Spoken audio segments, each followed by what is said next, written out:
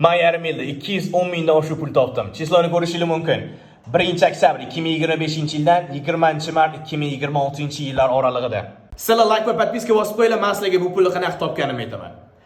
Men Xitoydan turib Amerikaga TikTok platformasi orqali onlayn tarzda Xitoy produktlarini sotaman. Bu bo'lsa bizning eng kichkina akkauntlarimizdan bittasi. Yarim yilda 210 mingdan oshiq foyda qildi. Bizning eng glavniy akkaunt bo'lsa, o'tgan yili 4,5 milliondan oshiq foyda qilgan. Va bizda bunaqa akkauntlardan bir nechta va butun dunyo bo'yicha sotiladi bu produktlar. Lekin bu pullar meniki emas. Bu pullar kompaniyaning puli. Men qilgan eng katta xatolardan bittasi kompaniyaga kelganda shartnoma tuzganda menga sotilgan mahsulotdan protsent emas, menga soatiga pul berasan degan. Shu qilgan xatolarımdan eng kattasidan bittasi. Agar sotilgan mahsulotdan har bitta sotilgandan bo'lmadi deganda 1-2% olganimda, men o'sha hozir topgan pulimdan ancha ko'p pul topgan bo'lardim.